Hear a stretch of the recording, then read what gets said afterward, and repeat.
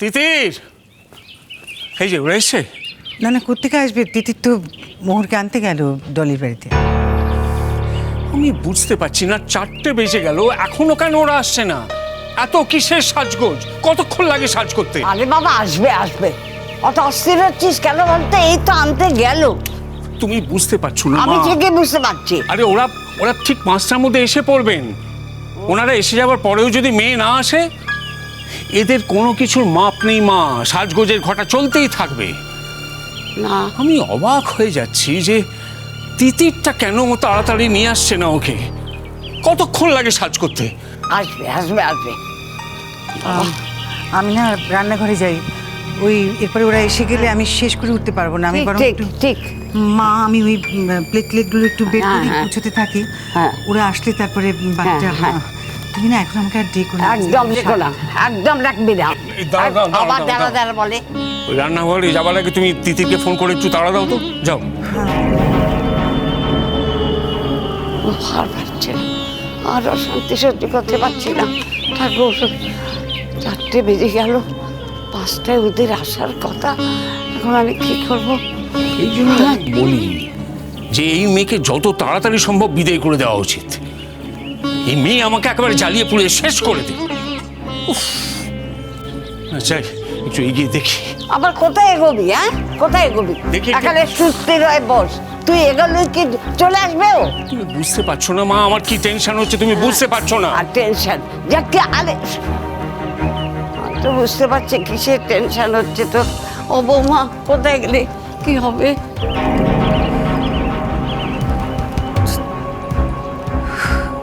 বাবারে বাবা, বাহ, মাথা ঘুরছে বৌমা, মাথা ঘুরছে।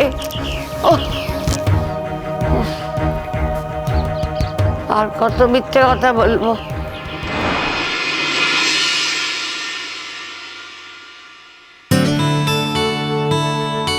শ্রমণা, ছোট কাকি, এসো ভেতরে এসো।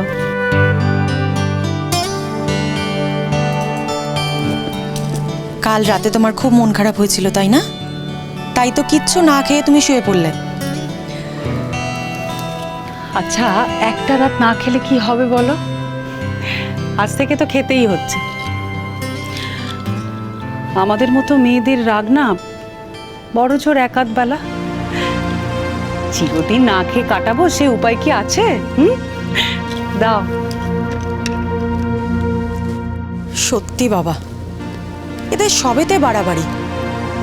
রায়চৌধুরী বাড়ির বউ হয়েছে বলে একেবারে মাথা কিনে নিয়েছে। আচ্ছা, বাপের বাড়ি নিয়ে একটু সকাল্লাত করতে পারবে না? দোষ তো এদের নয়, দোষ তো আমাদের বাড়ির। যেমন যেমন বনেদি বড় লোক বাড়িতে বিয়ে দেওয়ার শখ হয়েছিল। আমাদের বাপের বাড়ি নিয়ে কথা শোনায়, আমাদের স্ট্যান্ডার্ড নিয়ে কথা বলে। আচ্ছা তুমি বলো তো, আর আর কত সহ্য করবো আমরা? কিছু না করে কি করবে বলো তো ছোট কাকি? কি করবে? এদের কাছে তো বনেদি আনাই একমাত্র সত্যি, শেষ কথা। তুমি এই কথা বলছো, আর আমার মেয়েদের কথা ভাবো। আমার মেয়েরা আমাকে কথা শোনায়, এই তো শিক্ষার ফল। আমার মনে হয় মেজদিই ঠিক করেছে এই বাড়ি ছেড়ে চলে গিয়ে। শুনেছি চাকরি নিয়ে কোনো একটা সমস্যা হয়েছিল। হ্যাঁ, ঠিকই শুনেছ। মেজদিকে এরা চাকরি ছাড়িয়ে দিয়েছিল বিয়ের আগে। মেজদি একটা কলেজে পড়াতো জানো। মেজদার সাথে তো ভালোবাসা করেই বিয়ে। তারপর সংখ্যা হওয়ার পর মেজদির এক ভাই অ্যাক্সিডেন্টে মারা যায়। মেজদির ওই ভাই ছিল একমাত্র মেজদির বাপের বাড়ির আর্নিং মেম্বার। তারপর মেজদি ঠিক করে যে আবার চাকরি করবে, তাই আবার অ্যাপ্লিকেশন করতে শুরু করে। আর তুমি তো জানো মেজদি খুব ভালো স্টুডেন্ট, কত ভালো রেজাল্ট, তাই চাকরিও পেয়ে যায়। আর তারপর থেকেই অশান্তি শুরু। শঙ্খ তখন কত ছোট জানো, আমার তখন সবে সবে বিয়ে হয়েছে। আমার সব মনে আছে জানো তো। মেজদিকে ওরা তাড়িয়ে ছাড়লো, আর মেজদিও কলকাতা ছেড়ে চলে গেল। তারপর আর কখনো কোনো যোগাযোগ হয়নি? না গো, কোনো যোগাযোগ হয়নি। তবে আমি শুনেছি মেজদি জলপাইগুড়ির কাছে কোনো কলেজে পড়ায়। তুমি সেদিন দেখলে না, শঙ্খ যখন বলল যে শঙ্খ নর্থ বেঙ্গল যাবে, সবার চক্ষু কেমন ছানাবড়া হয়ে গেছিল। শঙ্করও ব্রেন ওয়াশ করে দিয়েছে। ছেলেটা তো এখন মায়ের নাম সহ্যই করতে পারে না। যা বলেছ। বড়দি তো মেজদার বিয়ে দেবে বলে একেবারে উঠে পড়ে লেগেছিল, কিন্তু মেজদাই রাজি হয়নি। কেন রাজি হয়নি? কেন রাজি হয়নি সেটা আমিও জানি না, তবে মেজদা তো ডিভোর্স পায়নি এখনো। জানো ছোট কাকি, আমার না ওই মানুষটাকে দেখতে বড় ইচ্ছে করে। এত সাহসী একজন মানুষ। কি বলছো তুমি? তুমি জানো না ওনার নাম এই বাড়িতে উচ্চারণ করা পাপ?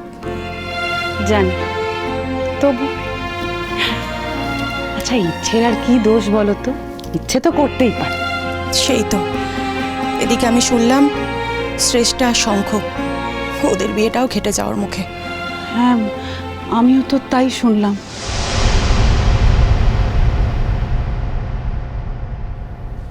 জেদ, তবু এরা জেদ ছাড়বে না।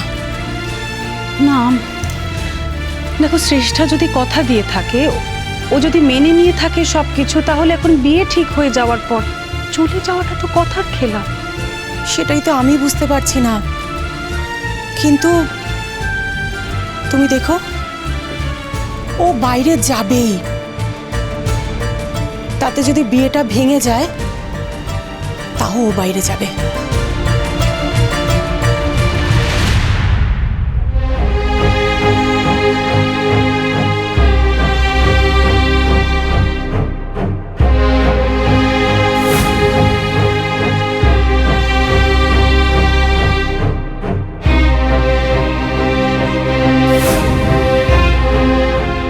কেমন আছিস বাবা?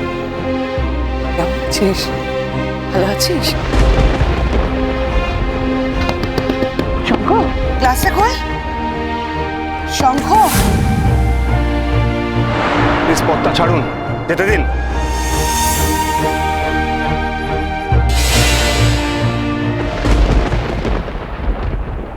শুধু তোমার জন্য আমার ছেলেবেলা ধ্বংস হয়ে গেছে। শুধু তুমি ছিলে না বলে আমার কৈশোর, আমার যৌবন কাঁটায় ভরে গেছে। আমি তোমাকে কোনোদিনও ক্ষমা করতে পারবো না ম্যাডাম অদিতি রায় চৌধুরী। আমার কাছাকাছি আসতে চাইলে আমি তোমাকে আঘাতে আঘাতে চূর্ণ বিচূর্ণ করে দেবো, চূর্ণ বিচূর্ণ।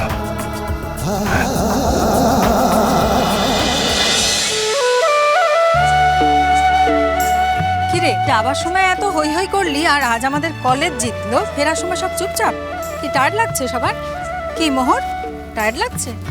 ম্যাম, মোহর তো টেনশন করছে, 4টে বেজে গেছে। ওহো, আজ তো মোহরকে কখন আসবে? 5টার মধ্যে আসার কথা ম্যাম। এই যে বললে শাড়ি গয়না বিক্রি হয়ে যাওয়ার মতো মেয়ে তুমি নও। আসলে বিক্রি হওয়ার জন্যই তো ছটফট করছো। ম্যাম, আপনি রাগ করছেন? আমার কতটুকু ক্ষমতা বলুন তো?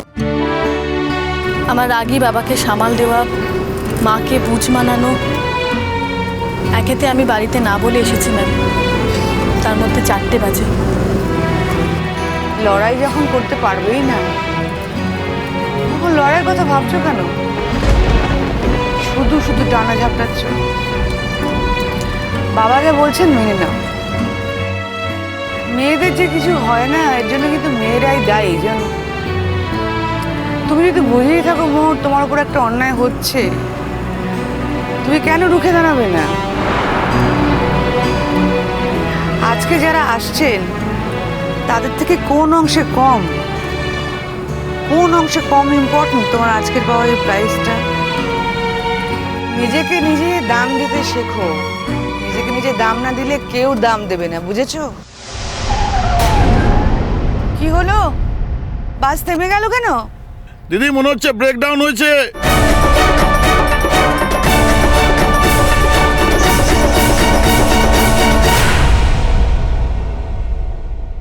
আপনাদের মেয়ে তো দেখছি খুব ডেসপারেট। আমাদেরকে এইভাবে ডেকে এনে অপমান করবার কোনো দরকার ছিল কি? আপনার গায়ে না লাগলেও আমার লাগবে না। আপনি জানেন না আপনি আমার মনের কোথায় আছেন।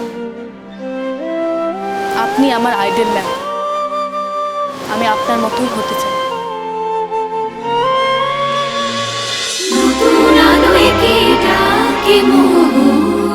চলো চলো চলো চলো চলো পাল্টাই।